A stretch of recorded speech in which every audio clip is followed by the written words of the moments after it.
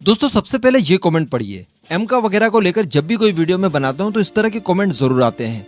भारत वालों को fighter aircraft की जो जनरेशन है उसको लेकर खासी तकलीफ है। इन्हें ये लगता है कि जनरेशन तो हर साल ही बदलती है। America, western countries, Russia, China, ये लोग अपने फाइटर एयरक्राफ्ट की जनरेशन लगातार बदलते ही जा रहे हैं। एक के बाद एक इनमें अपग्रेड लाते जा रहे हैं। लेकिन मैं आपको बता दूं कि ऐसा नहीं है। 7th जनरेशन की ही बात कर ली जाए तो फिलहाल तो इसके लिए कोई कॉन्सेप्ट भी तैयार नहीं किया गया है।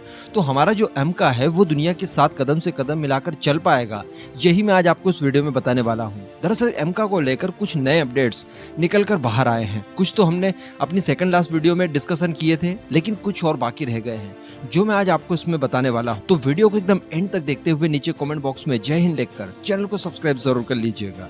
दोस्तों सबसे पहले तो बात कर ले हमारी सेकंड लास्ट वीडियो की, जिसमें हमने डिस्कशन किया था एमका को लेकर, जहां पर मैंने आपको द वीक के आर्टिकल के आधार पर कई सारे तथ्य बताए थे एमका को लेकर। जिसमें जो मुख्य तथ्य थे वो तथ्य ये थे कि जो हमारा एमका होगा उसकी स्पीड दुनिया में मौजूद इस समय जो दो 5th जनरेशन के फाइटर एयरक्राफ्ट है यानी F-35 और F-22, इन दोनों से ही ज्यादा होगी। हमारा एमका 2.15 मैक की स्पीड से उड़ने वाला है, यानी लगभग 2600 किलोमीटर प्रति घंटा की रफ्तार से।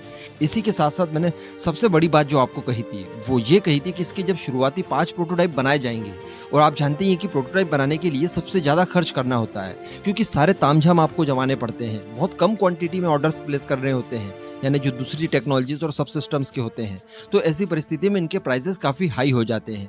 ऐसी परिस्थिति में भी इसको बनाने के लिए प्रति प्रोटोटाइप जो कॉस्ट आने वाली है वो 920 करोड़ रुपए आएगी, जो कि राफेल से कम है। और जब इसे मास प्रोडक्शन में उतारा जाएगा तब तो ये बहुत ही ज्यादा सस्ता हो जाएगा। यानी दुनिया का सबसे तेज स्पीड से उड़ने वाला फाइटर एयरक्राफ्ट दुनिया का सबसे सस्ता फाइटर एयरक्राफ्ट भी होगा। और न केवल इसकी पर यूनिट कॉस्ट सस्ती पड़ने वाली है, बल्कि इसका मेंटेनेंस भी सस्ता पड़ेगा, जो कि 70% तक सस्ता होगा। साथ ही जो इसका वेपन पैकेज वगैरह होगा वो भी 56% सस्ता होगा दूसरों से अगर कंपेयर करें तो इस तरह की कुछ कैपेबिलिटीज ये हमें देने वाला है। लेकिन दोस्तों यहाँ पर कुछ और चीजें भी निकल कर आई है। जैसा कि हम जानते हैं कि जो हमारा एमका मार्क 1 होगा वो 5th जनरेशन का होगा, लेकिन अगर बात की जाए एमका मार्क 2 की तो वो 5.5 जनरेशन का होगा। यानी उसमें कई सारी ऐसी टेक्नोलॉजीज को भी शामिल किया गया है जो कि 6th जनरेशन में होंगी। और सबसे बड़ी बात जो यहाँ पर निकल कर आई है, आपने कुछ समय पहले खबर सुनी होगी कि LCA तेजस दुनिया का एकलौता ऐसा फाइटर एयरक्राफ्ट है जिसमें सबसे ज्यादा बदलाव करने की गुंजाइश शामिल है। यानी इसमें कुछ ऐसे प्रोविजन दिए गए हैं कि आप समय के हिसाब से कई सारी टेक्नोलॉजीज को रिप्लेस कर सकते हैं। ये कैपेबिलिटीज दुनिया के सारे फाइटर एयरक्राफ्ट की तुलना में हमारे तेजस में ज्यादा है। यानी F-16 को ही ले लीजिए, आप राफेल को ले लीजिए, तो इसमें गिनी चुनी टेक्नोलॉजीज को ही आप चेंज कर सकते हैं। लेकिन अगर बात की जाए तेजस की तो इसमें बहुत सारी अनगिनत टेक्नोलॉजीज को आप रिप्लेस कर सकते हैं, जो कि मौजूदा समय में ज्यादा उपयोग में आ रही होगी और ज्यादा एडवांस होगी। तो ये कैपेबिलिटीज हमारे तेजस को सबसे अलग बनाती है। इसी वजह से इसकी एक्सपोर्ट वैल्यू भी बढ़ती है। तो एग्जैक्टली यही सिस्टम होने वाला है हमारे एमका में भी। एमका के अंदर भी ज्यादा से ज्यादा बदलाव किए जा सके, इसके लिए इसमें प्रोविजन रखा गया है। अगर एकदम ही सरल भाषा में आप समझना चाहते हैं तो ये समझ लीजिए कि 5th जनरेशन के एमका को किस तरह से 6th जनरेशन के एमका में कन्वर्ट करना है, ये सारी पॉसिबिलिटीज भी इसमें शामिल की जाएंगी। तो चीज एक ही होगी लेकिन इसके काम अनेक होंगे।